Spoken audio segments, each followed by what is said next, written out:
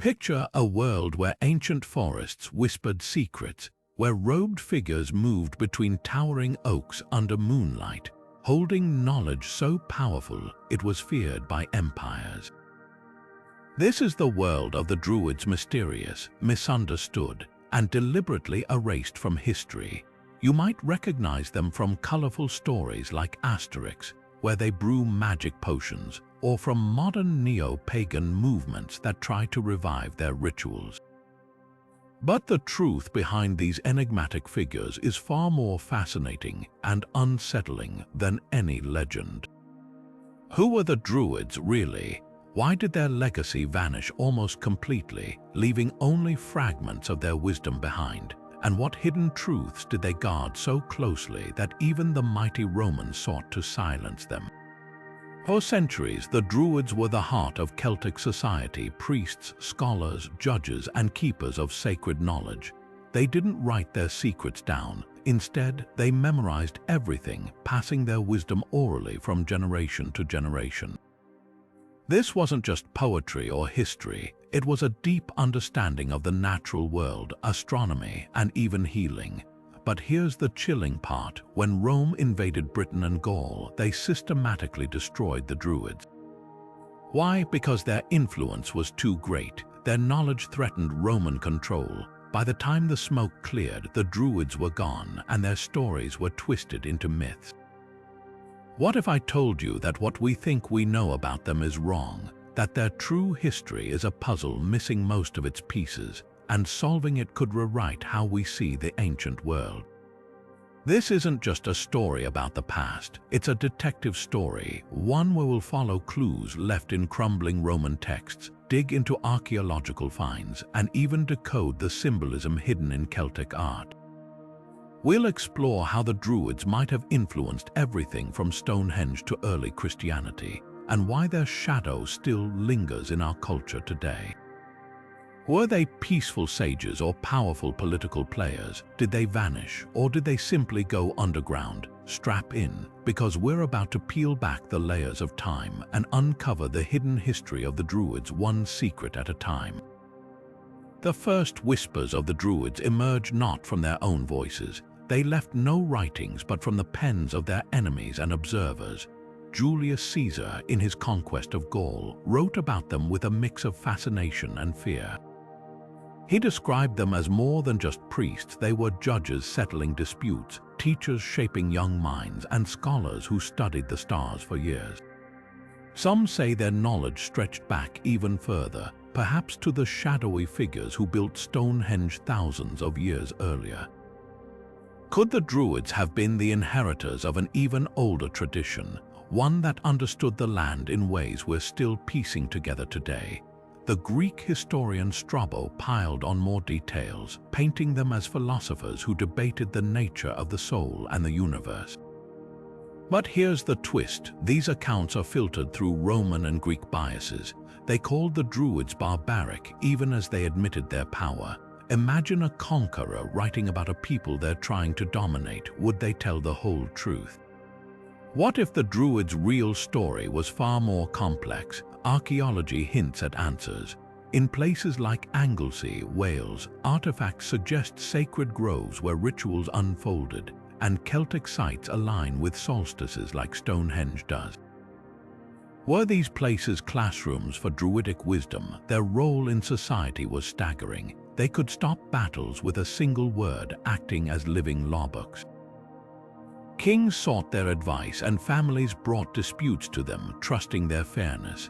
Unlike the Romans, who built courts of stone, the Druids held trials under open skies, their verdicts backed by the weight of divine authority. And their training, it took 20 years to memorize the endless verses of history, medicine, and celestial patterns. This wasn't just religion, it was a complete system of knowledge, one that bound Celtic tribes together across vast distances. But the most tantalizing mystery is their connection to the megaliths. Stonehenge predates the Celts by millennia, yet Druids were later seen there. Did they adopt these ancient sites, grafting their beliefs onto something older, or were they part of an unbroken line of guardians stretching back to the Neolithic? The answer might lie in the way both cultures read the land, tracking seasons, honoring springs, and seeing gods in oak trees. Perhaps the Druids didn't just appear in the Iron Age. Perhaps they were always there, evolving with the centuries until history tried to erase them. The Druids weren't just a single group, they operated within a sophisticated class system, each tier holding distinct responsibilities that kept Celtic society running like a well-oiled machine. At the foundation were the bards, the keepers of stories. These weren't just entertainers strumming harps around a fire. They were living libraries. Every battle, genealogy, and lore was memorized in intricate verse passed down through generations. A bard's memory was so sharp, they could recite lineages spanning centuries, a human hard drive in a world without writing, but their power went deeper. A well-placed satire from a bard could ruin a king's reputation overnight. Words were their weapon, and they wielded them with precision. Above the bards stood the ovates, the seers and healers. Cloaked in mystery, they walked the line between the physical and spiritual worlds. While bards preserved the past, ovates predicted the future, interpreting omens in the flight of birds or the rustle of sacred mistletoe. They were the doctors of their time, mixing herbs and chants to cure ailments. An ovate might spend nights alone in dark groves, communing with spirits to guide their people. Their knowledge of plants was so advanced, some modern remedies still echo their ancient practices, but perhaps their most chilling role, they prepared the dying for the afterlife, ensuring souls crossed over peacefully. At the pinnacle were the High Druids, the undisputed elite. Think of them as philosopher kings, advisors who could overrule even tribal chiefs. When disputes between clans turned bloody, a High Druid's word was law. Their authority came from more than tradition. It was said they could call down curses or blessings with equal ease. Unlike Roman priests who relied on temples, Druids held ceremonies in open groves, their altars the roots of ancient oaks. And here's the twist, their ban on writing wasn't about ignorance, it was about control. By keeping knowledge oral, they ensured only the worthy, those who endured decades of training, could access it. This made their wisdom exclusive, untouchable by invaders. This hierarchy wasn't just spiritual, it was political dynamite. Roman records sneer at Druids for manipulating superstition, but the truth was far cleverer. By controlling education, law, and religion, they unified scattered Celtic tribes against common threats. A king might rule a tribe, but Druids influenced kings across borders. When Rome invaded, they didn't just target warriors, they slaughtered Druids first. Why? Because killing a bard erased history, silencing an ovate cut off access to healing, and executing a High Druid that fractured the very glue holding Celtic resistance together. Their class system wasn't just structure, it was survival. And its deliberate destruction shows just how powerful it really was. To the Druids, nature wasn't just a backdrop, it was alive, pulsing with divine energy. Every oak, spring, and gust of wind held a spirit, and their rituals were conversations with these unseen forces. At the heart of their worship stood the mighty oak, revered as a bridge between earth and sky. Its roots dug deep into the underworld, while its branches scraped the heavens, making it the perfect symbol of their cosmic worldview. But the oak wasn't just sacred, it was a classroom. Beneath its canopy, Druids taught students about the cycles of life, the movements of stars, and the laws that governed both humans and gods. One ritual captures their reverence like no other, the harvesting of mistletoe with a golden sickle.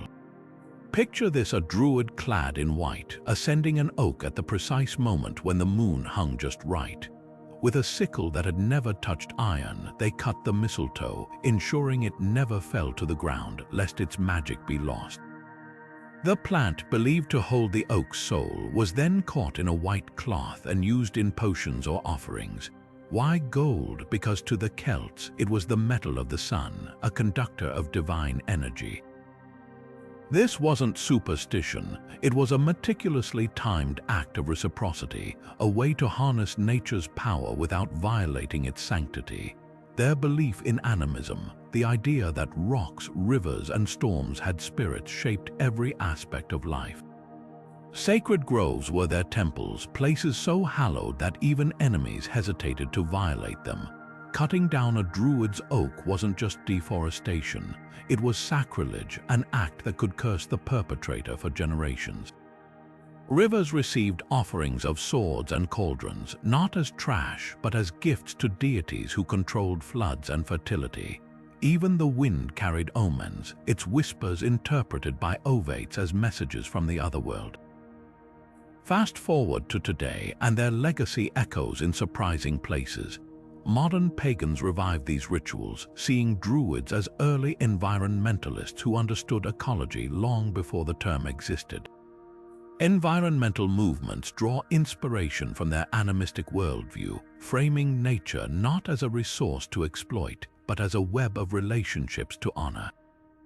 The irony, science now confirms what the Druids sensed: forests communicate through fungal networks, trees nurture their young, and ecosystems thrive on balance. Maybe their primitive rituals weren't so primitive after all. But here's the haunting question: if the Druids saw nature as sacred, what would they make of our world? A world where oaks are reduced to lumber, rivers choked with plastic, and seasons thrown into chaos. Their golden sickle ceremony wasn't just about harvesting mistletoe, it was a lesson in humility, a reminder that humanity isn't above nature but part of it. As we grapple with climate crises, their ancient wisdom feels less like myth and more like a warning one we're only beginning to decipher. The Romans painted the Druids with blood-soaked brushes, accusing them of horrors that justified their eradication. Human sacrifice, they claimed, was central to Druidic rites: victims strangled, stabbed, or burned in wicker effigies to appease the gods. But how much of this was truth, and how much was propaganda to demonize a people Rome needed to conquer? The infamous Wicker Man story, repeated by Julius Caesar himself, feels suspiciously dramatic, a tale designed to shock Roman audiences and legitimize brutal campaigns. Yet archaeology adds chilling complexity. In the peat bogs of Lindomoss, England, the body of a man now called Lindoman was discovered with his skull crushed, throat slit, and a noose around his neck. His last meal contained mistletoe pollen, a plant sacred to Druids. Was this proof of ritual killing or an execution disguised as sacrifice? Divination practices were equally unsettling to outsiders. Roman historians described Druids reading futures in the spasms of dying men or the coils of a sacrificed bull's intestines. To the Celts, these acts weren't barbarism but sacred science, a way to decipher messages from the gods in life's most visceral moments. The Irish myth of the Táin Bó Cúailnge even describes warriors consulting the seer Fedalm, who foretold doom in the red mist of battle. But here's the twist: similar practices existed in Rome itself.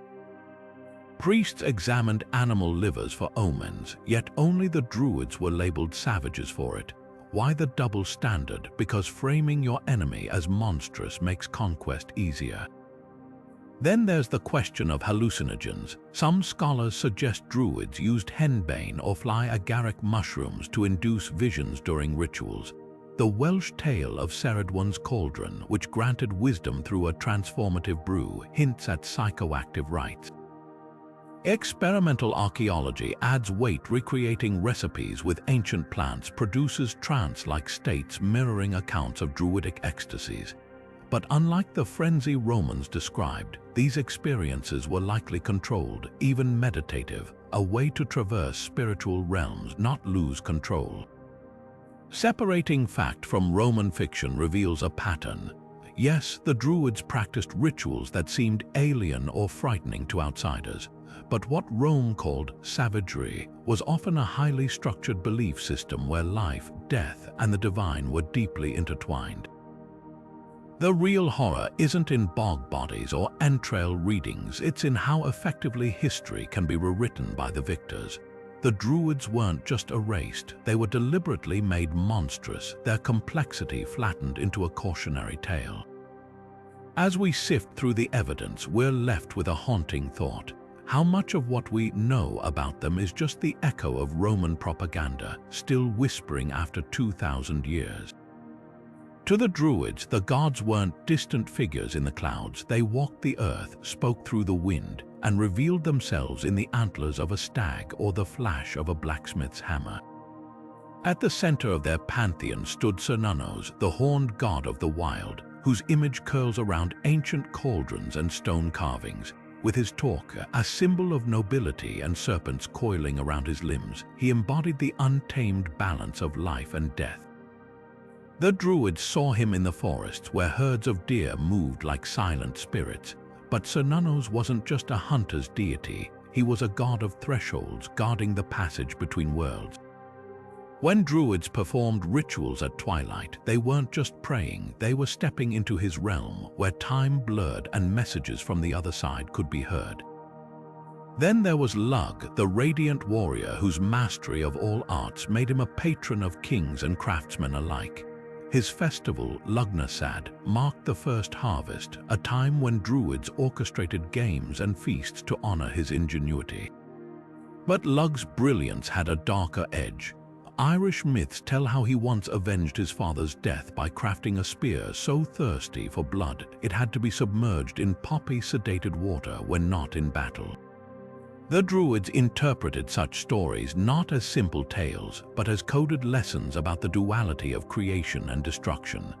A blacksmith's forge could birth a plow or a weapon, just as Lugh's light could nurture crops or reveal enemies in the shadows.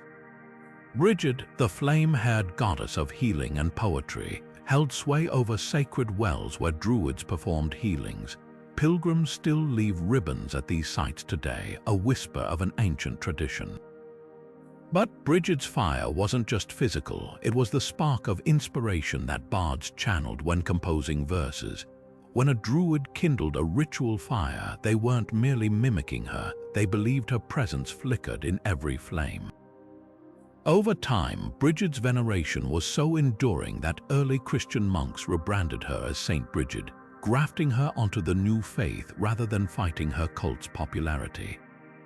Regional differences painted the pantheon in shifting hues. In Gaul, the god Tutates demanded sacrifices in bogs, his name echoing in the word tauta, meaning tribe, a clue to his role as a protector of communal identity.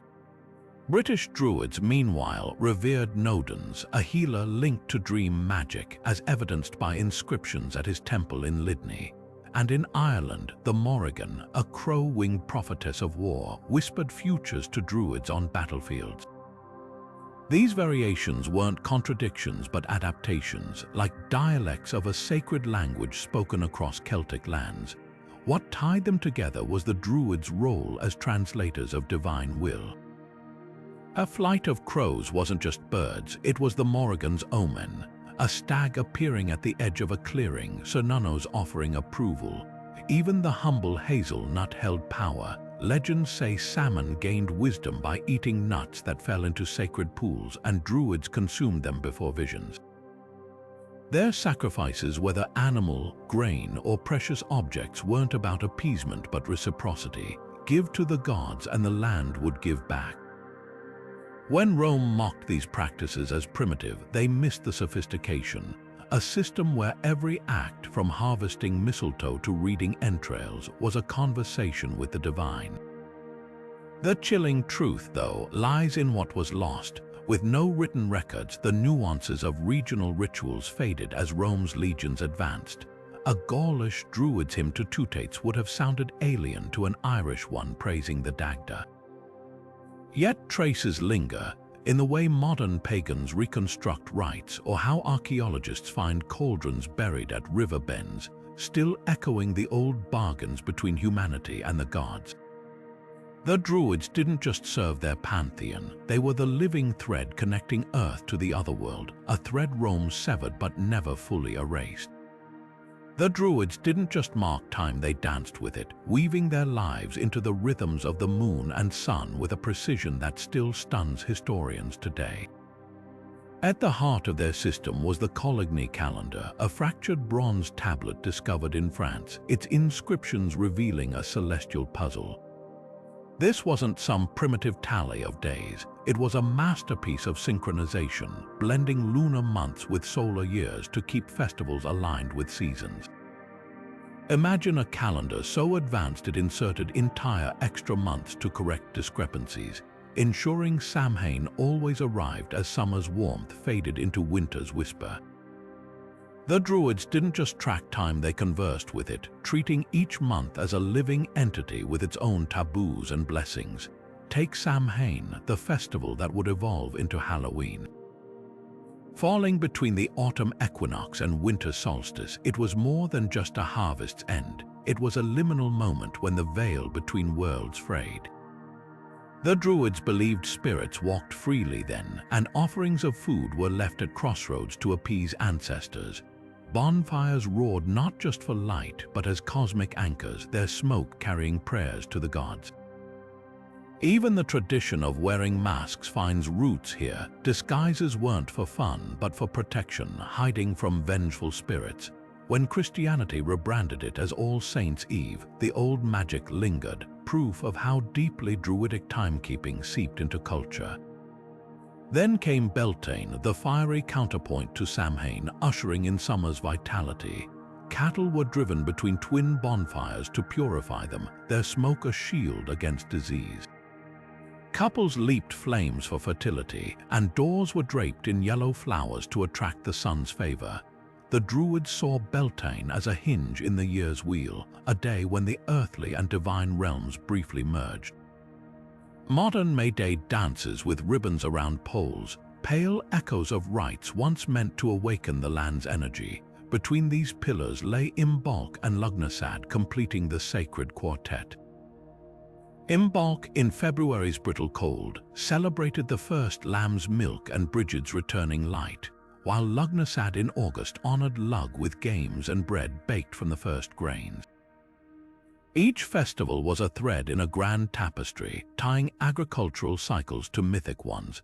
Planting, harvesting, even war campaigns were timed to these dates because to the Druids, ignoring celestial rhythms wasn't just foolish, it was sacrilege. The genius of their calendar lies in its duality.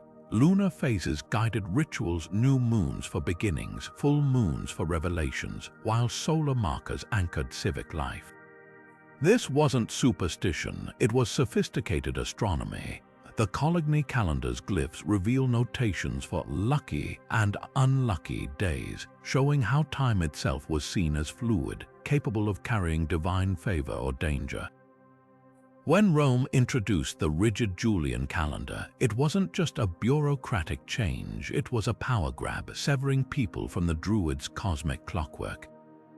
What's haunting is how much survives unknowingly. The pumpkin lanterns of Halloween, descendants of turnips carved to trap malevolent spirits, the maypole's spiral. A remnant of Druidic tree worship.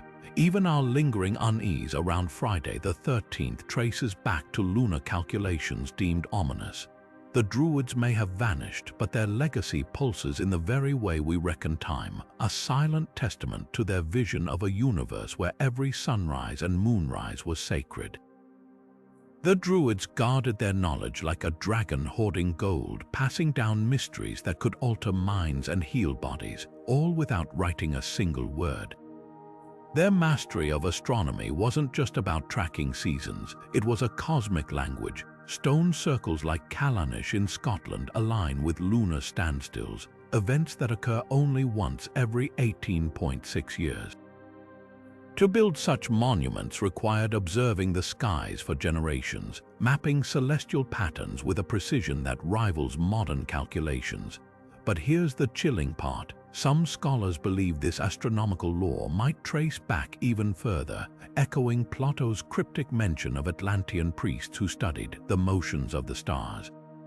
Could the Druids have been inheritors of a lost science, fragments of which survived the collapse of some forgotten civilization? Their herbal knowledge bordered on the supernatural. Willow bark treated pain centuries before aspirin was synthesized, and mistletoe harvested with those golden sickles was used to calm seizures.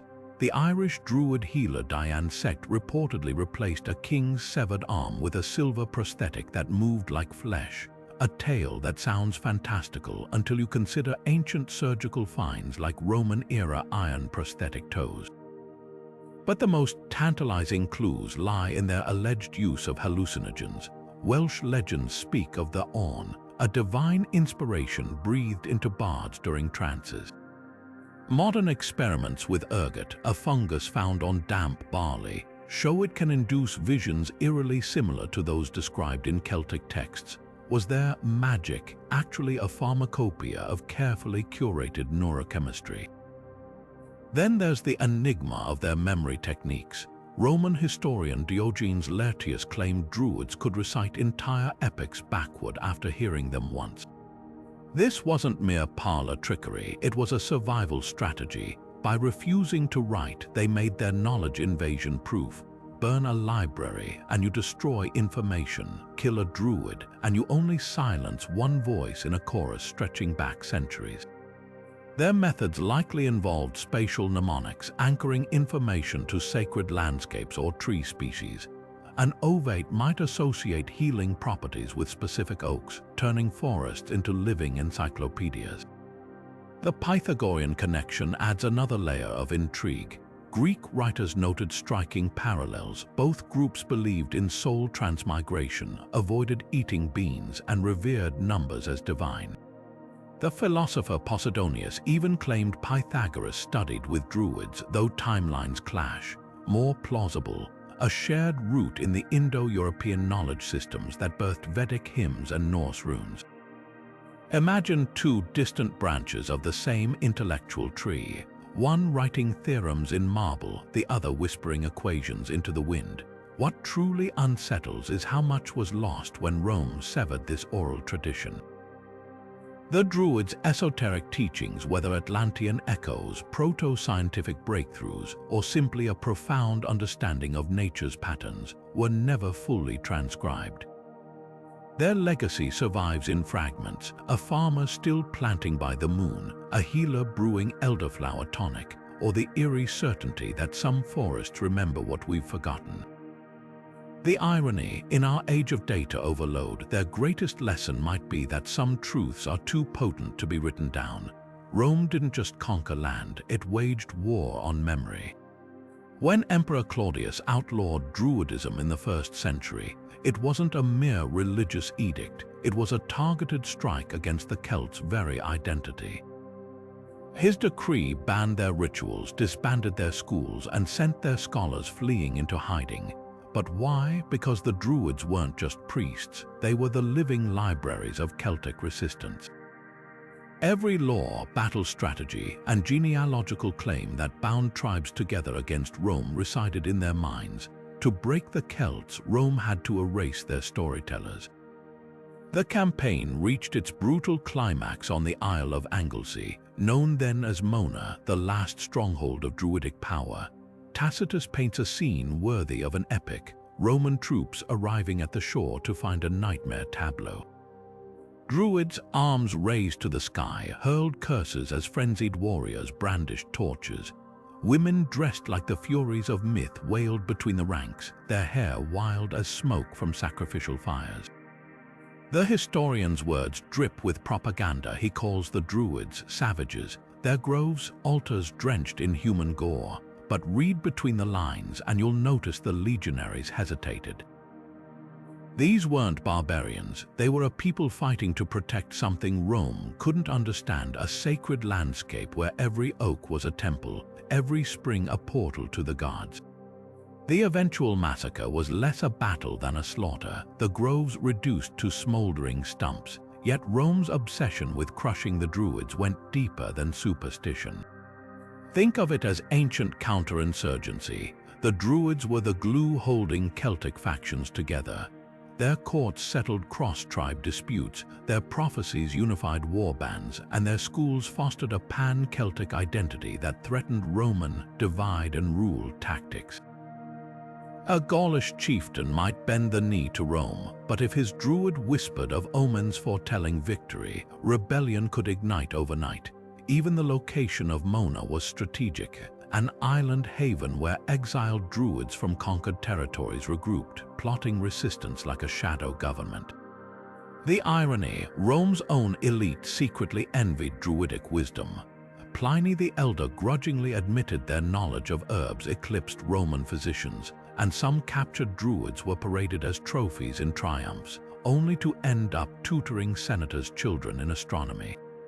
The very secrets Rome sought to destroy became forbidden fruit for its aristocracy. But make no mistake, this was cultural genocide. By the time Boudicca's revolt flared decades later, the Druids were already fragments of memory. Without their judges to mediate, tribes turned on each other. Without their historians, ancestral claims dissolved. Rome didn't just kill the Druids, it severed the Celts from their past, ensuring future generations would remember only what the victors allowed. What's chilling is how familiar this tactic feels. Rewrite history, demonize intellectuals, burn the libraries. It's a playbook still used today. The Druids of Anglesey didn't just die for their faith, they died for the dangerous idea that some knowledge is too powerful to be controlled. And in that smoldering grove, we glimpse the true cost of empire, not just lives lost, but worlds erased. The smoke of Rome's conquest cleared, but the Druids didn't vanish, they shape-shifted.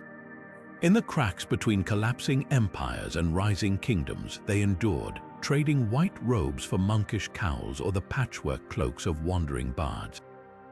Take Merlin, that archetypal wizard of Arthurian legend. Most don't realize his earliest Welsh incarnation, Myrddin Wyllt, wasn't a court magician but a wildman of the woods, a druid in all but name. Medieval scribes sanitized him into a Christian prophet, yet his roots bled through, speaking to animals, prophesying under oak trees, even his infamous madness echoing the trance states of ovates. The message was clear: to survive, the old wisdom had to wear new masks. Ireland tells an even richer story. There, the Druids re-emerged as the Fili, poet-seers who kept the oral tradition alive under a thin Christian veneer. A Fili could recite genealogies stretching back centuries, compose satire sharp enough to raise boils on a king's face, and still attend mass without suspicion.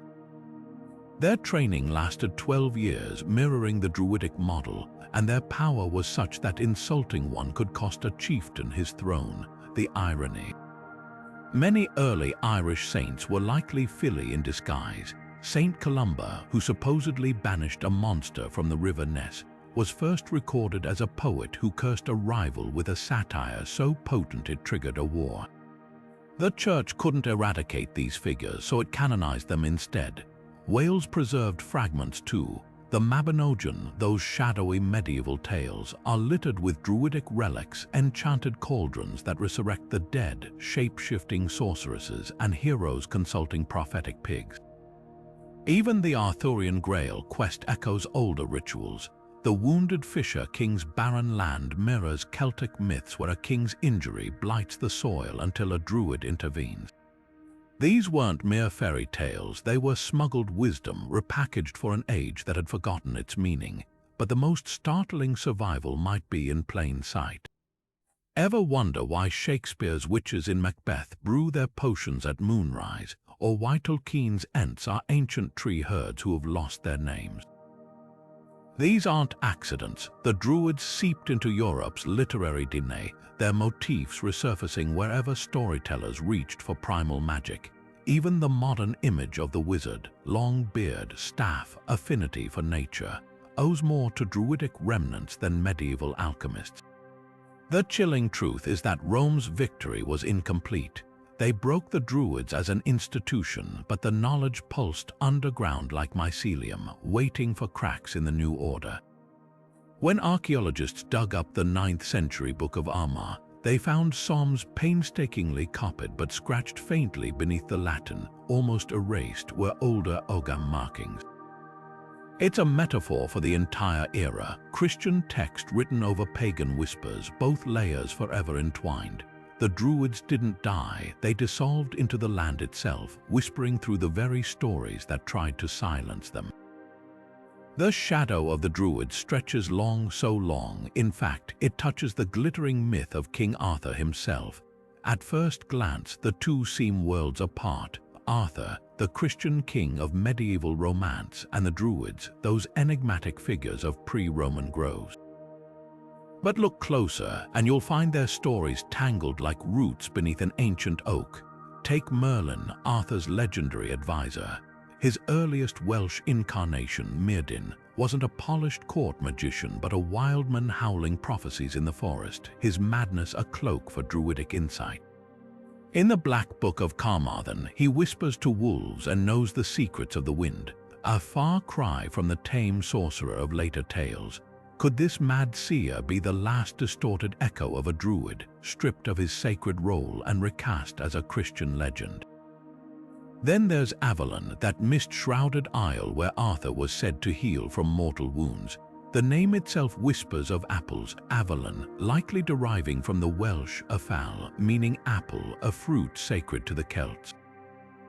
Druids revered orchards as gateways to the otherworld, and Glastonbury Tor, often linked to Avalon, was once an island surrounded by marshlands. In the 12th century, monks at Glastonbury Abbey discovered Arthur's grave, a convenient stunt to attract pilgrims.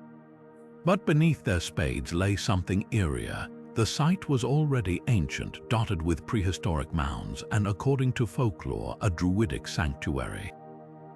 Was Avalon not some fairy tale retreat, but a last bastion of pagan wisdom, its memory scrubbed clean by medieval scribes? Modern New Age movements have seized these threads, weaving them into a tapestry of mystical revival. At Glastonbury today, visitors tie ribbons to the holy thorn tree, a descendant, they say, of a staff planted by Joseph of Arimathea. Yet the ritual feels uncannily like the Celtic custom of clooty offerings at sacred wells. Every summer solstice, crowds gather at Stonehenge, though the Druids who built it were dust for millennia before Arthur's supposed reign. The irony. These revivals, however imaginative, keep alive a truth medieval chroniclers tried to bury: that Arthur's world was steeped in the old ways, not yet purged of its pagan past. The Arthurian romances are littered with druidic ghosts. The Lady of the Lake handing Arthur Excalibur mirrors water deities like Sulis, whose thermal springs Druids guarded. The quest for the Holy Grail echoes Celtic cauldrons of rebirth, like the one from Gundestrup that shows a warrior dipped into its depths to emerge renewed. Even the Round Table's egalitarian ideal feels less like medieval chivalry and more like the Druidic councils where kings sat no higher than farmers. What's haunting is how thoroughly the Druids were erased, only to resurface in stories meant to replace them. The very legends that celebrated Christian kings carried traces of the knowledge Rome tried to burn.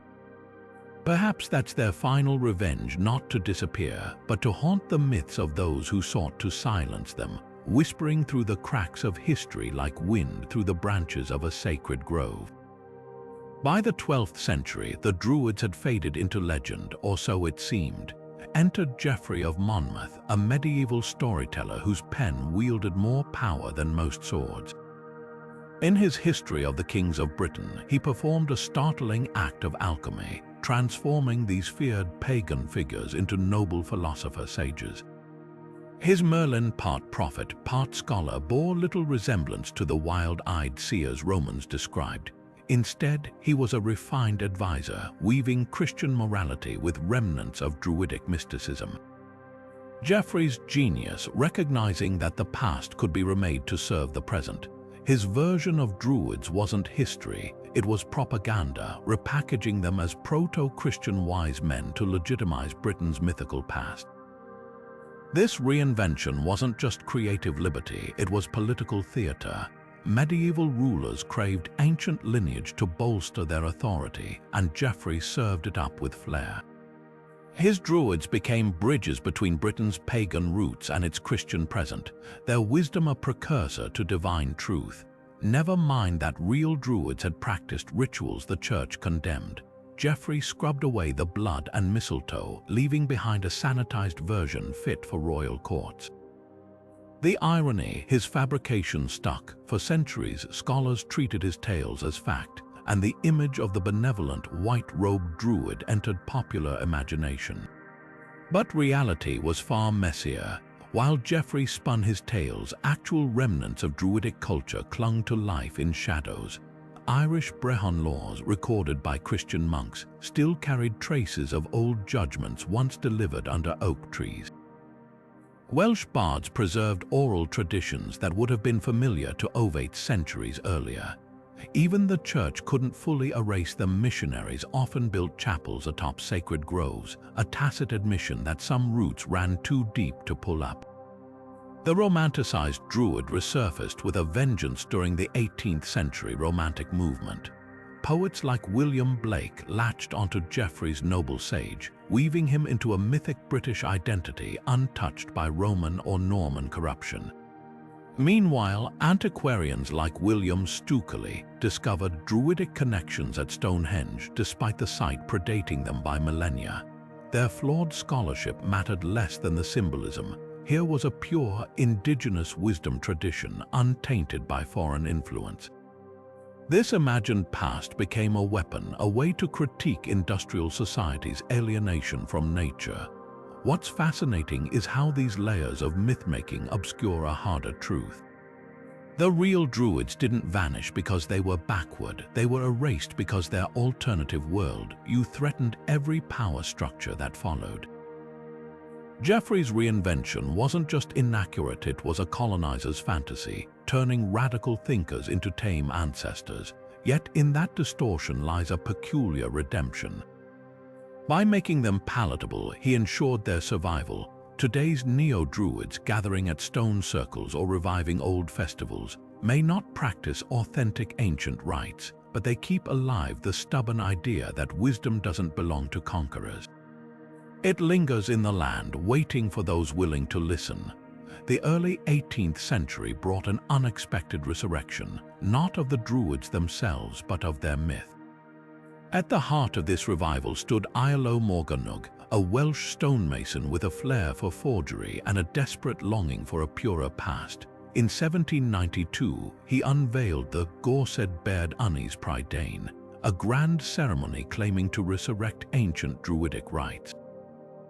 Dressed in white robes, bards gathered on Primrose Hill in London, chanting invocations they believed dated back millennia. There was just one problem: Io had invented every word. His discovered manuscripts, filled with intricate Druidic lore, were elaborate fabrications woven from fragments of Welsh poetry and his own imagination. Yet the deception worked. Why? Because Europe was starving for what Io offered, a romantic escape from the soot-stained reality of the Industrial Revolution. This fabricated past found eager believers in the Romantic movement, where thinkers like William Blake and Samuel Taylor Coleridge yearned for a world unspoiled by factories and coal smoke. The Celts, with their misty groves and oral sagas, became the perfect antidote to Enlightenment rationality. Never mind that Io's rituals bore little resemblance to historical Druidism. They felt ancient, and in an age obsessed with national identity, that was enough. His most enduring invention, the awn, symbol of three rays, now ubiquitous in neo-Druid circles, was pure fantasy, yet it tapped into a deeper truth. People craved a connection to something older, wilder, and more sacred than their cramped urban lives. Meanwhile, across the English Channel, the ancient order of Druids was taking shape. Founded in 1781 by Henry Hurle, a London carpenter, the IOD dressed its members in faux medieval regalia and staged elaborate initiations. But this wasn't a spiritual movement, it was a fraternity masquerading as one, more concerned with secret handshakes and alehouse meetings than sacred oaks. Their Druidism was a costume, a theatrical rebellion against the rigid class structures of Georgian England. When the order splintered in 1833, the breakaway United Ancient Order of Druids leaned even harder into working-class solidarity, offering burial insurance to laborers who'd been excluded from genteel societies. The irony, these working-class Druids were arguably closer to the spirit of the original Celtic scholars who valued communal bonds above all than any of Io's poetic fantasists. The revival's pinnacle came with Edward Williams, better known by his bardic name, Io Morganwg. His Myvyrian Archaeology of Wales, published in 1801, claimed to compile lost druidic texts. Scholars soon spotted the fraud, but the damage was done.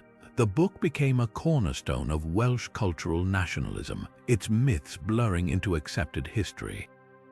Even today, modern neo-Druid groups recite his invented prayers, proving that sometimes a lie told beautifully becomes more powerful than the truth. What fueled this frenzy wasn't just nostalgia, it was a backlash. As Britain swallowed up Wales, Scotland, and Ireland, the conquered peoples clung to Druidism as a symbol of resistance. English antiquarians, meanwhile, twisted it into proof of their own noble ancestry. The same symbol served opposite purposes. For the Welsh, it was a shield against cultural erasure. For the English, a trophy of domination. And beneath it all pulsed Romanticism's fever dream, the belief that somewhere in the tangled roots of the past lay a purer way of living. The Druids, real or imagined, became the poster children for this longing. The most startling legacy of this revival isn't in its inaccuracies, but in its endurance. When thousands gather at Stonehenge each solstice, or when modern Druids plant oak saplings in urban parks, they're not reviving ancient rites, they're channeling an 18th century daydream. But perhaps that's the point. The Druids were always shapeshifters, adapting to survive. If their latest incarnation speaks to our own hunger for meaning in a fractured world, then maybe Io's greatest trick wasn't fooling the public, but giving them something they needed more than facts, a story to believe in. Modern Druidry isn't one path. It's a forest of traditions, each interpreting the whispers of the past in startlingly different ways. On one side stand Reconstructionist groups like Ar Endraot Fain, or ADF, who treat Druidism like an ancient text painstakingly pieced back together. Their rituals draw from Iron Age Celtic practices, reconstructed through archaeology and historical accounts. ADF ceremonies might invoke the old gods Lug, Brigid, Cernunnos, with offerings of mead and grain, their chants echoing what scholars believe the Druids once sang. But here's the twist: they freely admit their work is part guesswork. Their high priest, Isaac Bonewoods, called it the best bad guesses we can make, acknowledging the gaps in history. Yet their commitment to accuracy is so fierce, some members learn Old Irish or Welsh to recite prayers in their original forms.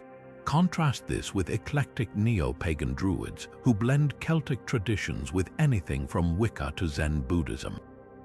Picture a ritual where someone invokes the Morrigan while burning sage under a full moon, then meditates to a drumbeat borrowed from indigenous ceremonies.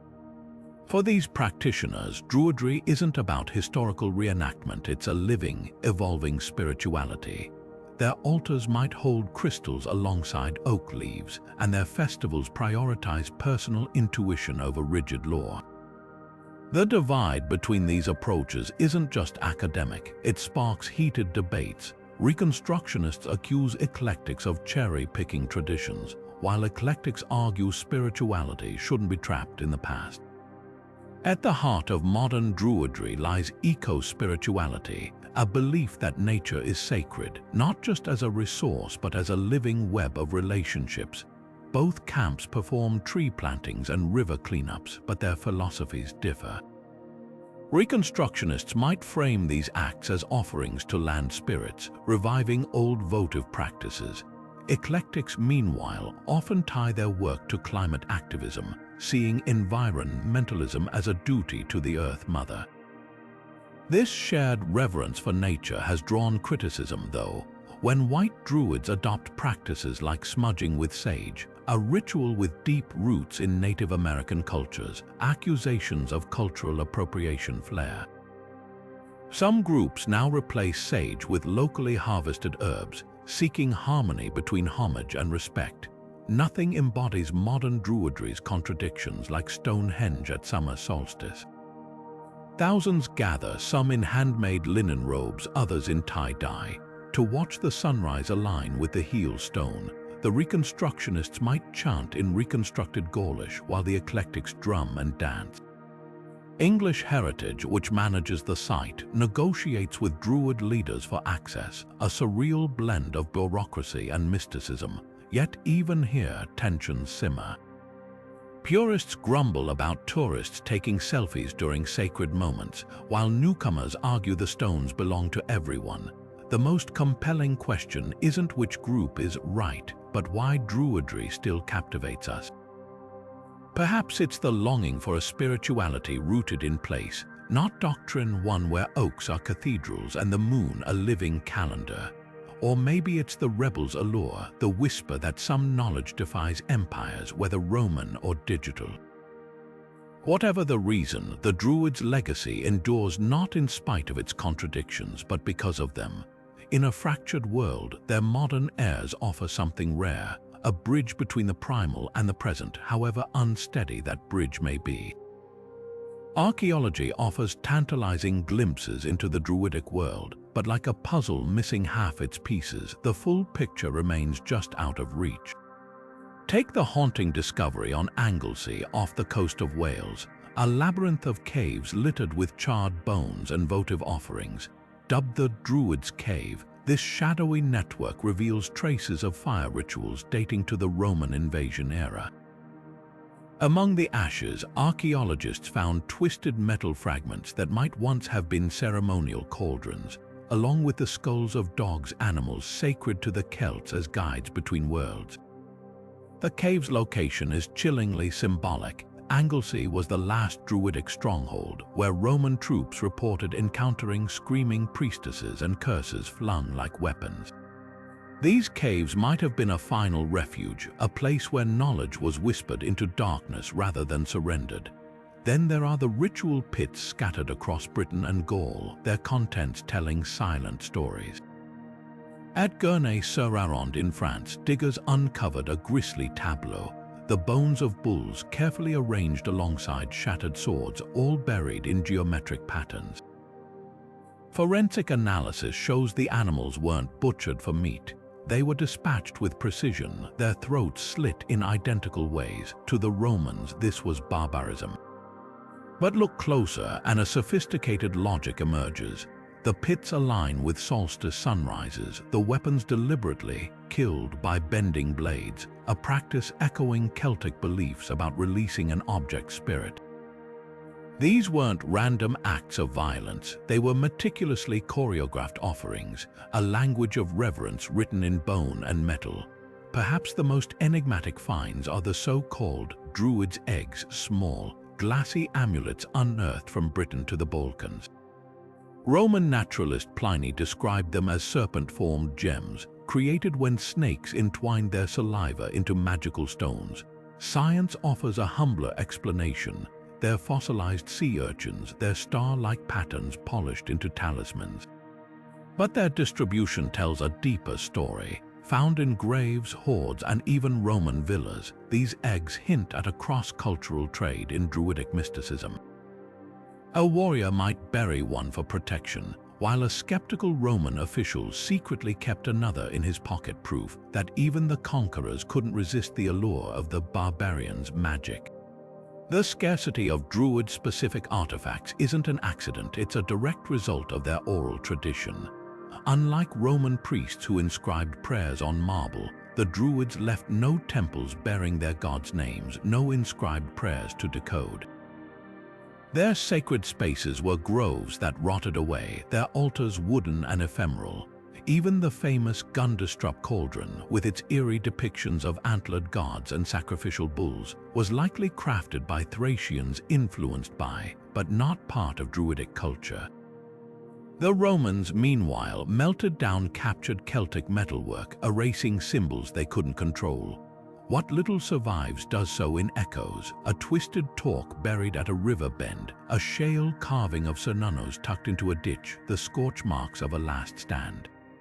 These fragments whisper a truth that defies the Roman narrative, that Druidic material culture wasn't primitive but purposely transient.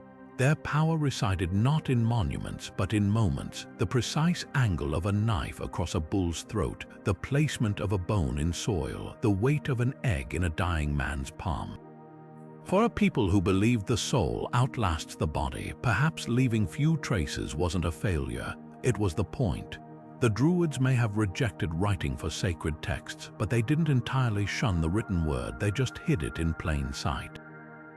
Enter Ogham, the cryptic script carved into stone pillars and tree bark across ancient Ireland and Britain. Often mislabeled as druidic runes, Ogham's true origins are far more fascinating and practical. Picture this, a series of straight lines and notches like skeletal fingers branching off a central stem. At first glance, they seem simplistic, but their genius lies in their adaptability. Each cluster of lines corresponds to a letter in the early Gaelic alphabet, yet they weren't meant for parchment. Ogham inscriptions appear almost exclusively on vertical surfaces, standing stones, oak trunks, even the edges of wooden tablets. Why? Because this wasn't just writing, it was a tactile language meant to be traced by the fingers as much as read by the eyes. Scholars debate whether the Druids used Ogham themselves or if it emerged later, but its very design hints at a culture that still distrusted flat pages. After all, you can't burn a message carved into a living tree. The real magic of Ogham lies in its duality.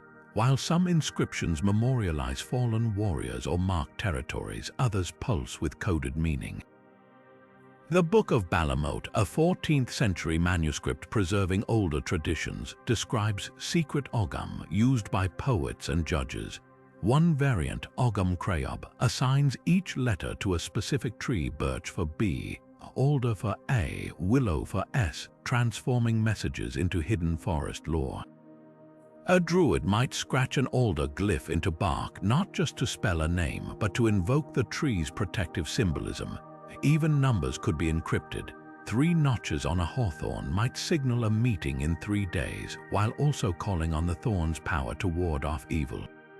This wasn't mere cryptography, it was a fusion of language and landscape where every mark carried layers of meaning. But let's shatter a persistent myth. Ogham wasn't some mystical druidic cipher. The earliest confirmed inscriptions date to the 4th century, centuries after Rome crushed druidic strongholds. Instead, Ogham likely evolved among Gaelic elites as a way to assert identity against Latin's dominance. Think of it as ancient cultural resistance, the Irish crafting their own script while the rest of Europe adopted Roman letters. Yet the tantalizing possibility remains that Ogham preserved fragments of older oral druidic knowledge. Medieval Irish texts like the Oracept na en Aces claim Ogham was invented by the scholar Ogma, a figure linked to the god Lug, a deity the Druids revered. Whether fact or folklore, the connection suggests that even if Ogham wasn't theirs, the Druids' love of wordplay and nature infused its legacy. Gaelic itself became an unexpected vault for Druidic echoes. Old Irish law texts transcribed by monks contain startling references to rituals that match Roman accounts of Druidic practices. The Brehon laws mention judges settling disputes under specific trees, echoing the Druidic custom of woodland tribunals. Even casual phrases hold traces. The Irish word for oak, dare, shares its root with druid, reinforcing their sacred bond. Poetic riddles preserved in the colloquy of the 2 sages mirror the esoteric word games Druids used to test students' memories. The language itself became a living artifact, its syllables cradling secrets the Romans couldn't erase. The irony, Ogham's greatest secret might be its simplicity. Unlike the ornate calligraphy of medieval monks, these stark notches required no ink or vellum, just a knife and something vertical to carve. In an age when books were burned or buried, that was its superpower. A message on a standing stone could survive weather, war, and time, whispering to those who knew how to listen. Whether the Druids used it or not, Ogham embodies their spirit, knowledge rooted in the land, waiting for the right hands to trace its lines and unlock the stories clenched between them.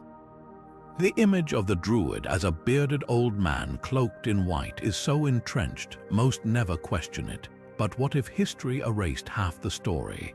Irish sagas shatter this stereotype with figures like Fedelma, the prophetess of Connacht who appeared to Queen Medb in a vision, her crimson robes and golden tiara blazing as she foretold bloodshed with terrifying accuracy. This wasn't some mythic exaggeration. The Táin Bó Cúailnge describes Fedelma's training at the legendary school of Scathach, a place where warrior women and seers honed their craft alongside male peers. Her existence hints at a Celtic world where spiritual authority wasn't bound by gender. Roman accounts obsessed with painting Celts as barbarians conveniently omitted druidesses, but archaeology fills the gaps.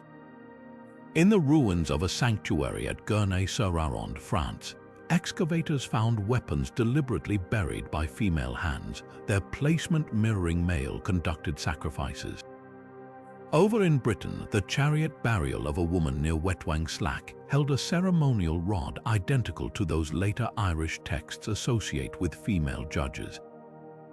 Even Boudicca's rebellion against Rome drew legitimacy not just from her royal blood, but from the druidic advisors whispering beside her, their presence suggesting a tradition of women shaping both spiritual and political destinies. Celtic law codes preserved in medieval Ireland reveal even more. The Brehon laws recognized Banfili female poets and Bandrui female druids as equal to their male counterparts in status and training. A woman could inherit property, initiate divorce, and preside over legal disputes, rights Roman women wouldn't see for centuries. The legendary Brigid, later sainted by the Church, began as a druidess whose healing prowess and mastery of poetry blurred the lines between mortal and divine. Her sacred flame at Kildare, tended by women for centuries, may have been a druidic college in disguise. Modern feminist druidry reclaims these obscured histories with fiery purpose. Groups like the Daughters of the Flame revive Brigid's fire rituals as acts of spiritual defiance, while scholars like Mara Freeman trace the Cailleach, the primordial hag goddess who shaped mountains, back to ancestral druidesses erased by patriarchal law. At Glastonbury's Goddess Temple, ceremonies invoke forgotten names. Eamd, who wept herbs of healing over her brother's grave. Tílachta, the solar priestess who died birthing triplets on the hill where Samhain fires still blaze. Yet tensions simmer beneath this revival. Some reconstructionists argue that projecting modern feminism onto the past risks distorting history, that Celtic women held power within a system still rooted in warrior culture. Others counter that rejecting all female authority as revisionist plays into Rome's propaganda. The truth likely lies in between, a society where gender mattered less than capability, where a woman's wisdom could silence a battlefield or bless a harvest, and where the druidic path was open to all who could endure its trials. Perhaps the most telling clue isn't in texts or artifacts, but in silence. Rome's historians, so eager to vilify male druids as bloodthirsty fanatics, never accused women of such crimes. Could it be because the sight of learned women judging kings, memorizing genealogies, interpreting stars threatened Roman patriarchy more than any wicker man? The druidesses weren't erased because they were unimportant, they were erased because they were unforgettable. Shakespeare's Cymbeline gives us one of the earliest and most misleading druid cameos in literature. The play's soothsayer, clad in robes and spouting prophecies, fits the Renaissance stereotype of the mystical sage. But here's the twist, this character isn't even called a druid. Shakespeare's audience would have made the connection anyway, grafting their own romanticized ideas onto the figure. Fast forward a few centuries, and the image calcifies into something even more distorted. Victorian artists like William Blake painted druids as serene patriarchs standing in sun-dappled groves. their long beards and staffs evoking biblical prophets rather than the politically savvy, ritual-leading power players of history. This sanitized version stuck, turning complex spiritual leaders into one-dimensional symbols of lost wisdom. Then came the horror genre, which swung the pendulum hard in the opposite direction. The 1973 cult film The Wicker Man didn't just revive the Roman trope of human sacrifice, it weaponized it. Christopher Lee's Lord Summerisle, with his aristocratic demeanor and pagan fervor, twisted druidic echoes into something monstrous. The film's climax, with its towering wicker effigy engulfed in flames, seared itself into pop culture as shorthand for primitive barbarism. Never mind that historical evidence for such sacrifices is flimsy at best, the visual was too potent to resist. Hollywood doubled down, from Blood on Satan's Claw with its woodland cult rituals to The Ritual, where shadowy figures in antler mask stalk hikers through Swedish forests.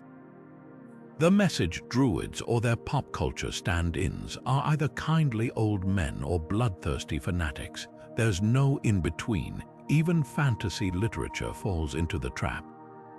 J.R.R. Tolkien's Radagast the Brown, with his affinity for animals and moss-covered staff, borrows heavily from the nature mystic trope, while Dungeons & Dragons codified the Druid as a shape-shifting spellcaster, reducing an entire intellectual class to a character class. Video games like The Elder Scrolls and Assassin's Creed Valhalla at least nod to historical nuance. The latter's druidic antagonists blend genuine Celtic motifs with conspiracy lore, but they still default to wilderness guardians or plot device villains. The irony, these depictions often borrow more from 19th century fantasies than from actual Iron Age practices. The real tragedy of pop culture druids isn't just inaccuracy, it's flattening. Where's the political strategist who advised kings, the judge who settled tribal disputes under oak trees, the poet whose satire could topple a ruler? Modern retellings cherry-pick aesthetics robes, mistletoe, stone circles while gutting the substance. Even seemingly positive portrayals, like the wise Merlin archetype, strip away the complexity. The Druids weren't just hermits or monsters, they were scholars, diplomats, and yes, sometimes rebels. By reducing them to tropes, we've lost sight of what made them truly dangerous and fascinating to those who sought to erase them. Yet glimmers of hope exist. Neil Gaiman's American Gods hints at a deeper legacy through Mr. Wednesday's cryptic references to old gods.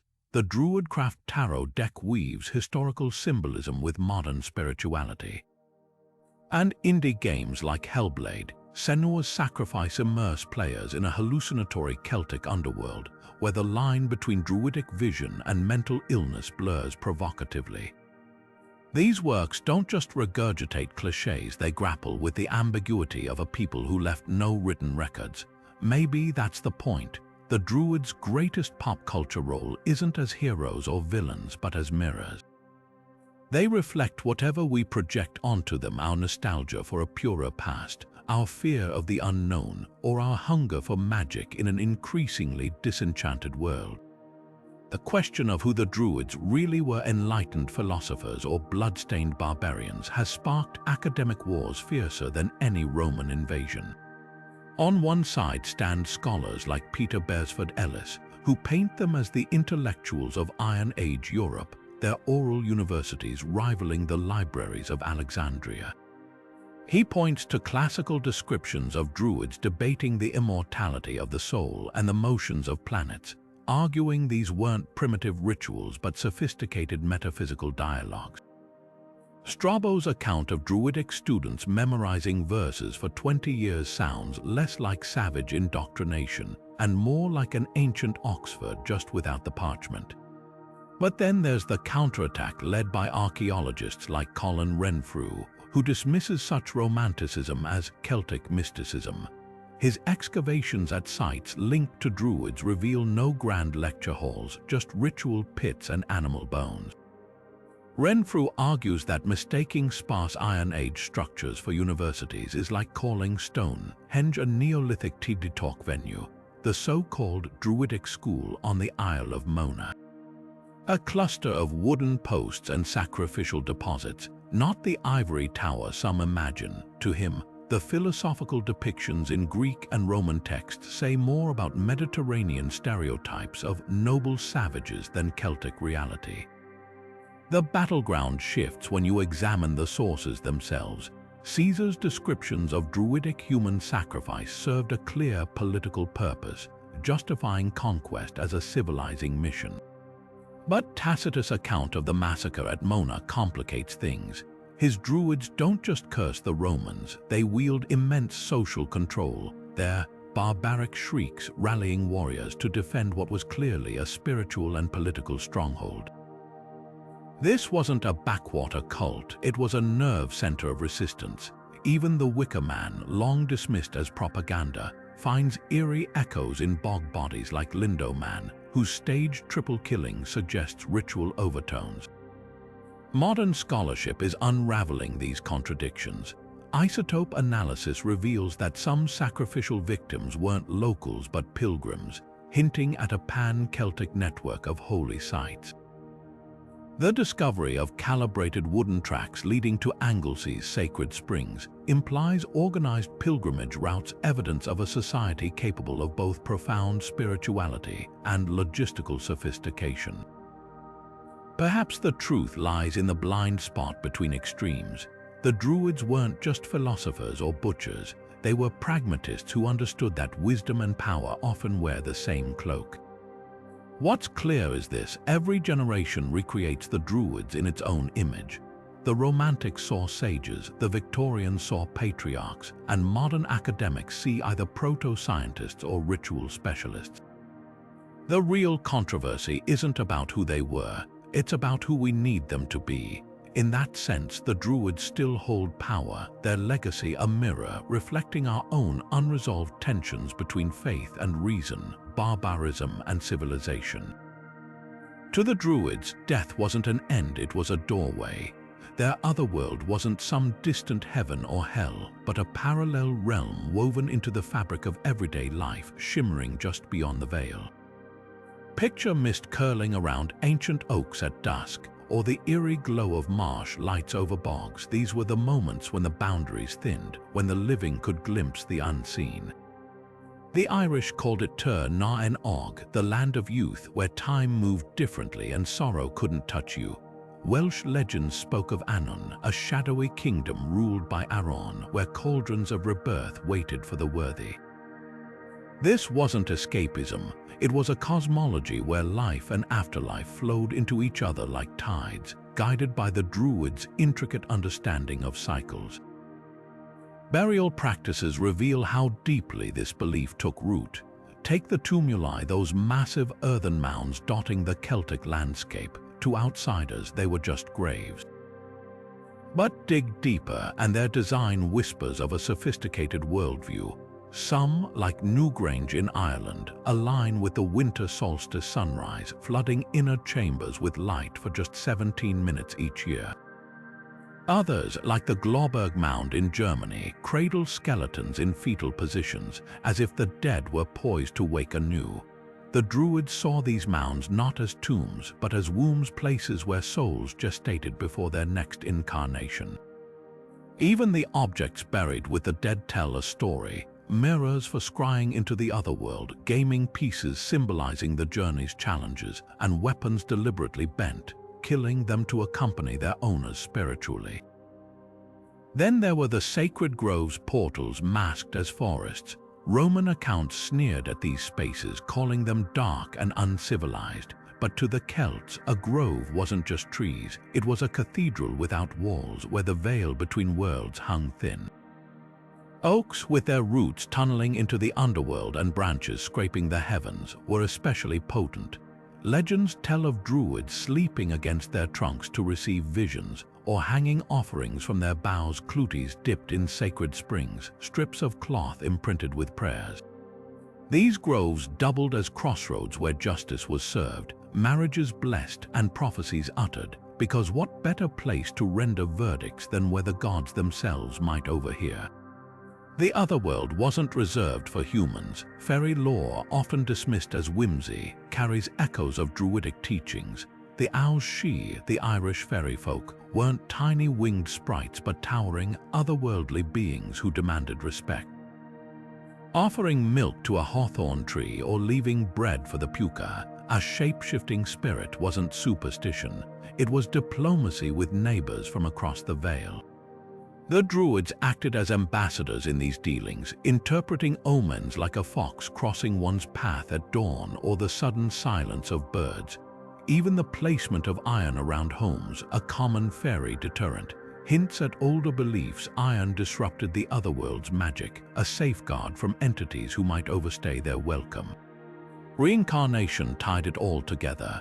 Greek historian Diogenes Laertius noted Druids teaching that souls pass into other bodies, a belief mirrored in Welsh tales where heroes remember past lives. But this wasn't the impersonal karma of the East, it was intimate, familial. A grandmother might return as her own great-grandchild, recognized by a birthmark or an uncanny mannerism. The cycle wasn't random, it served a purpose. Each life honed the soul like a blade on a whetstone, preparing it for higher realms. This explains why Celtic warriors feared little in battle. Death was a comma, not a period. The haunting beauty of this worldview lies in its elasticity. The otherworld wasn't a fixed destination but a layered reality, accessible through rites, dreams, or even luck. Stepping into a fairy ring at the wrong hour might send you spinning into its depths. Modern excavations still stumble upon proof of these beliefs. A child's skeleton buried with a toy horse near a sacred spring, or a cache of swords sunk into a riverbed, gifts to water deities.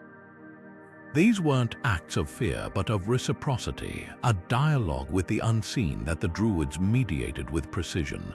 What's tragic is how thoroughly Rome misunderstood this. They saw obsession with death where there was reverence for continuity, barbarism where there was poetry. When they burned the groves and desecrated the mounds, they weren't just destroying sacred sites, they were severing a lifeline between worlds, silencing a conversation that had lasted millennia.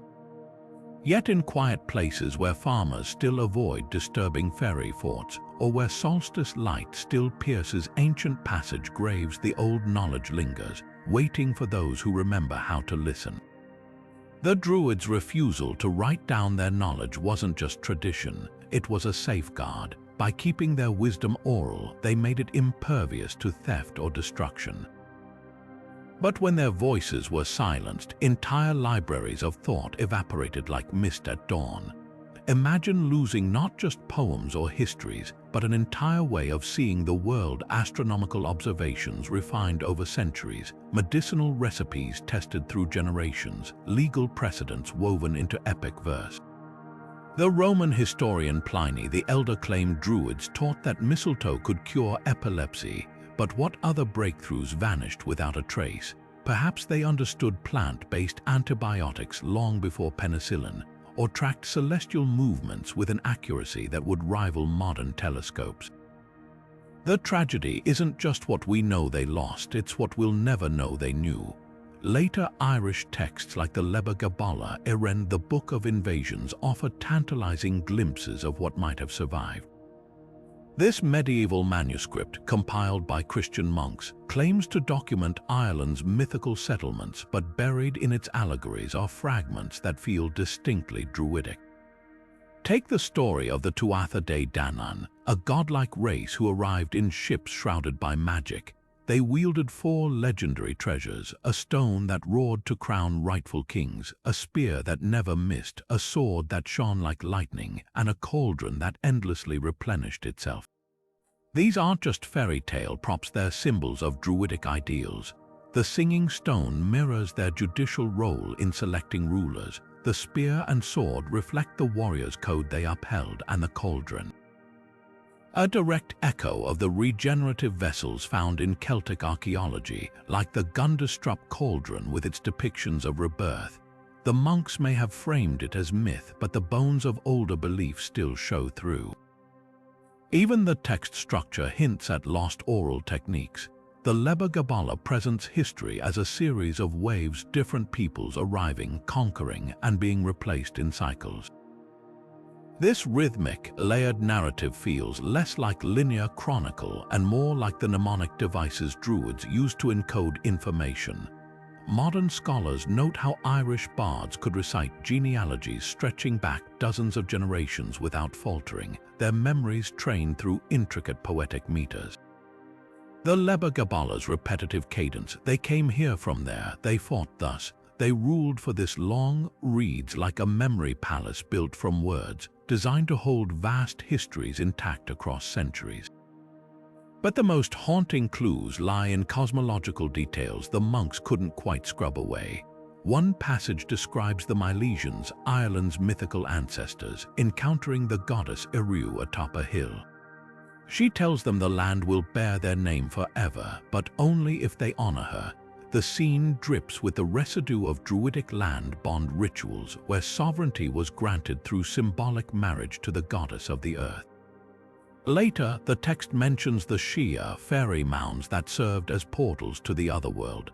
These weren't whimsical inventions, they correspond exactly to Neolithic passage tombs like Newgrange, which aligned with solstice sunrises. The monks dismissed them as pagan superstition, but the alignment proves their builders, and likely the Druids after them understood celestial mechanics with startling precision. What's chilling is how much slipped through the cracks. The Leber Gaballa mentions the Partholonians, a race who died of plague, their wisdom perishing with them. It's a metaphor for the Druids themselves, an entire intellectual tradition swallowed by time, leaving only ghostly outlines in texts that tried to erase them. Yet even these fragments hold power. When the manuscript describes the Imogen Gluangel, a poet judge who settles land disputes by chanting verses that tame the very wind, we're likely hearing the distorted echo of a real Druidic rite. Poetry wasn't mere art to them, it was a force of nature capable of bending reality. The ultimate irony, these Christianized texts meant to overwrite pagan Ireland became the very vessels that preserved slivers of Druidic thought. Like a palimpsest, a parchment scraped clean and reused, the old writing bleeds through beneath the new. The Leber Gaballa and its kin are neither pure history nor pure fiction, but a tug of war between memory and dogma. And in that tension, the Druids whisper. Among the spiritual leaders of the ancient world, the Druids stood apart not as solitary mystics or ceremonial figureheads, but as a multifaceted intellectual elite whose influence stretched far beyond the sacred groves. Compare them to the Germanic shamans who operated on society's fringes, entering trances to commune with spirits. While shamans were sought out in times of crisis, the Druids were ever present, woven into the fabric of daily Celtic life as judges, historians, and advisors to kings. A shaman might interpret a chieftain's dream, but a Druid would settle land disputes between tribes, their verdicts carrying the weight of divine and earthly law combined. Roman priests, the Flamines, offer another stark contrast.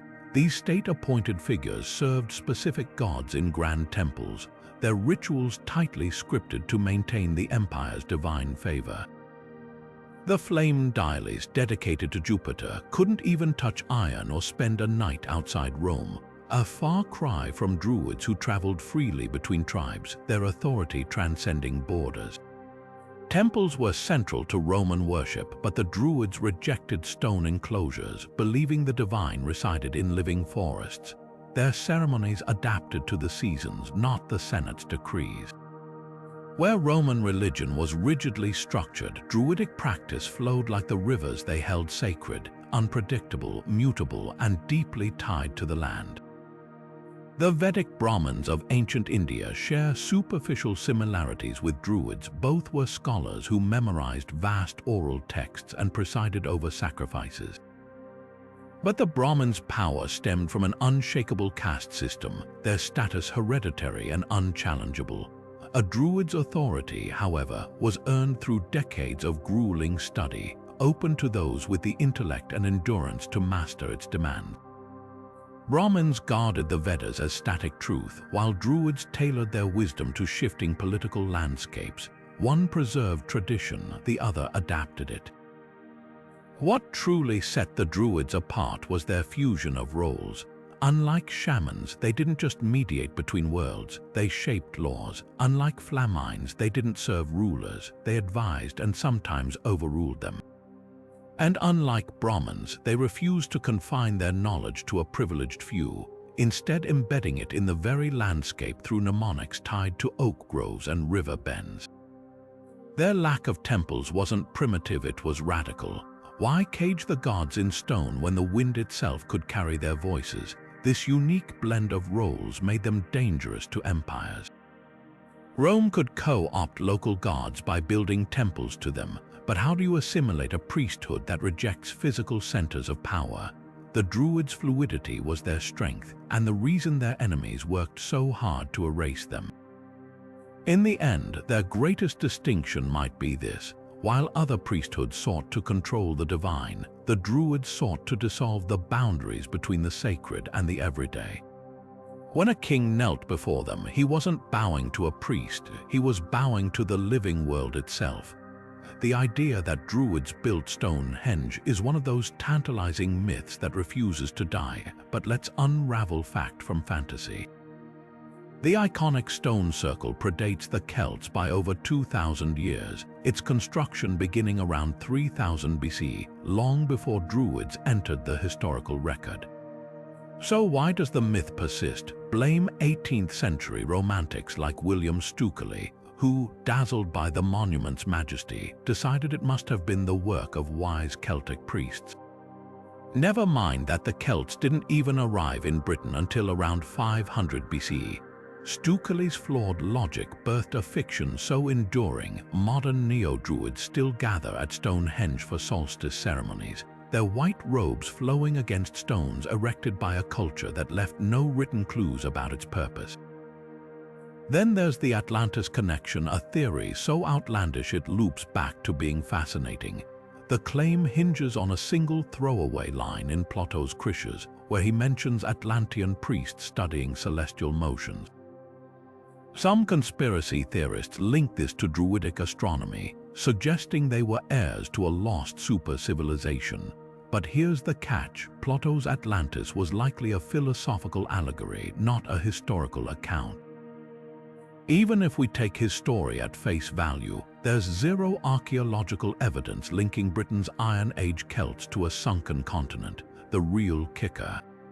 The few classical writers who did mention Druids, like Caesar and Strabo, never once referenced Atlantis. It's a modern mashup of misty-eyed mysticism and pop culture, as plausible as claiming they had Wi-Fi powered by ley lines. The wildest theories often stem from misinterpreted artifacts. Take the so-called Druid's egg, a glassy amulet some insist was an ancient battery or alien tech. In reality, it's a fossilized sea urchin polished into a talisman. Or consider the Druid's chair, a carved stone seat in Cornwall.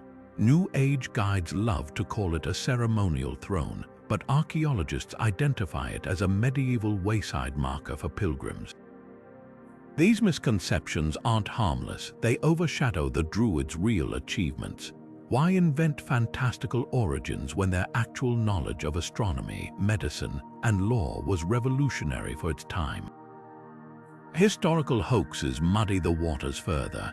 The notorious Book of Ferrilt, a supposed ancient Welsh text detailing Druidic alchemy, was exposed as a 20th century forgery. Yet it still crops up in occult circles as proof of lost wisdom. Even the Carmina Gaedlica, a beloved collection of Celtic prayers, was heavily edited by its Victorian compiler to sound more mystical. The pattern is clear: when facts are scarce, imagination rushes in. So where does that leave us? Dismissing every fringe theory risks arrogance after all. Mainstream archaeology once laughed at the idea of Vikings reaching North America until proof emerged. But embracing every wild claim does the Druids a disservice. Their legacy isn't in unproven links to Atlantis or megaliths. It's in the tangible ways they shaped law, ecology, and spiritual thought. The next time someone insists Druids levitated Stonehenge's bluestones with psychic energy, smile and ask, isn't the truth fascinating enough? The Druids may have vanished from history, but their ghost never left. Long after Rome's legions reduced their groves to ashes, the idea of the Druid became a torch passed between eras, sometimes illuminating forgotten truths, other times setting fire to dangerous myths. In 18th century Wales, antiquarian Io Morganwg stitched together scraps of poetry and pure invention to create a revived druidic tradition, white robes and all. His fabrications weren't just whimsy, they were political acts, a defiant reclaiming of Celtic identity under English rule. Fast forward to Ireland's 19th century Gaelic revival, where poets like W. B. Yeats draped Druidism in romantic mysticism, casting it as the soul of a nation resisting colonial erasure. The irony: those who invoked the Druids often knew less about their real history than the Romans who tried to erase them. Yet in their distortions lay a potent truth. The Druids had become symbols of resistance, their very absence a blank canvas for cultural longing. Today's neo-Druid movement split into two distinct currents. Reconstructionists pore over ancient texts and archaeology, piecing together rituals with academic rigor. They chant in reconstructed Old Irish, offer barley to Brigid's flames, and debate whether using iron knives betrays historical accuracy. On the other side, eclectic practitioners blend Celtic motifs with Wicca, Buddhism, or even quantum physics, less concerned with authenticity than personal spiritual resonance. At Stonehenge solstices, these worlds collide, white-robed purists standing shoulder to shoulder with tattooed neo-pagans drumming under the stars. Scholars scoff at both, arguing that the gulf between Iron Age reality and modern practice is unbridgeable. But perhaps that misses the point. The Druids themselves adapted constantly, absorbing new ideas while guarding core truths. Isn't reinvention the most authentic tribute? The environmental movement quietly carries the Druids' torch. Modern ecologists echo their animistic worldview, revealing forests as interconnected networks where trees share nutrients through fungal synapses. Climate activists march with banners invoking Cernunnos, the horned god of wild places. Even the term sacred grove resurfaces in conservation biology, protecting biodiversity hotspots from developers' axes. This isn't nostalgia, it's recognition that the Druids' reverence for nature wasn't primitive superstition but prescient wisdom. When a modern Druid plants an oak sapling, they're not just performing a ritual, they're participating in an ancient dialogue between humanity and the living world. Yet controversies simmer. Cultural appropriation accusations flare when non-Celts adopt Ogham symbols as tattoos or commodify Brigid's crosses as home decor. Some indigenous groups bristle at white Europeans romanticizing earth spirituality while ignoring contemporary land rights struggles. Meanwhile, archaeologists groan as New Age theories drown out hard-won discoveries. The line between homage and exploitation blurs, forcing difficult questions. Who has the right to resurrect a dead tradition? Can you honor the Druids without exoticizing them? The most provocative legacy might be the Druids' stubborn refusal to stay buried. In a digitized world of disposable truths, their oral tradition, where knowledge lived in human minds and landscapes, not brittle parchment, feels radical.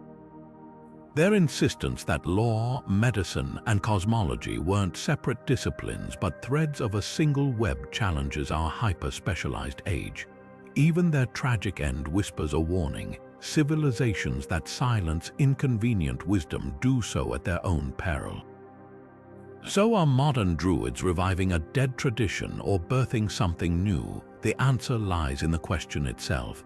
Like the oaks they revered, the Druids' roots stretch deep into the past, but their branches grow unpredictably, shaped by every storm and season.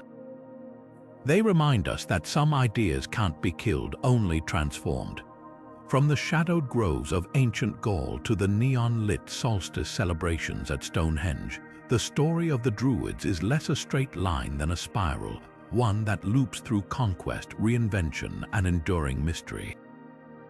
We began with Iron Age sages who held the power to stop battles with a word, whose understanding of the stars predated telescopes by millennia. We watched as Rome reduced them to caricatures, bloodthirsty barbarians clutching mistletoe, only for medieval scribes to recast them as proto-Christian wise men. The Romantics draped them in white robes they likely never wore, while modern movements split between painstaking reconstruction and freewheeling reinvention.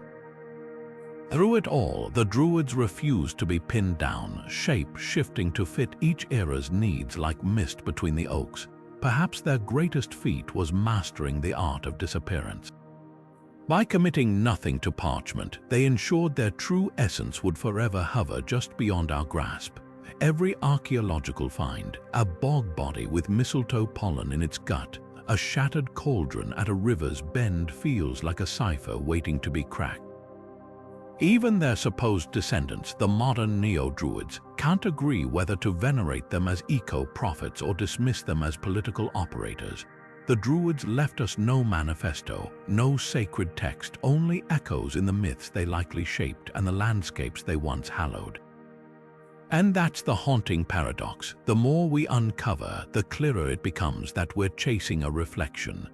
The real Druids were neither the noble philosophers of Geoffrey of Monmouth's fantasies, nor the savage priests of Roman propaganda. They were something far more fascinating, a living, evolving tradition that thrived precisely because it resisted definition. Their power lay in ambiguity, in holding contradictions. Judges who communed with spirits, scholars who spurned writing, pacifists who blessed warriors. So here's the question that lingers like smoke from a sacred fire. If the Druids guarded their secrets so fiercely, if they chose oblivion over exposure, will we ever truly know them? Or are we forever destined to project our own longings onto their ghostly outlines, seeing sages when we crave wisdom, rebels when we need resistance, mystics when the modern world feels barren? The stones they may or may not have revered still stand silent. The oaks they certainly loved still whisper, but the answers, those remain buried deeper than any Roman sword could reach. What's your take? Were the Druids the last guardians of forgotten wisdom, or a mirror we've polished with 2,000 years of wishes? Drop your theories below, and if unraveling history's enigmas thrills you, don't forget to subscribe. The past has more secrets to spill.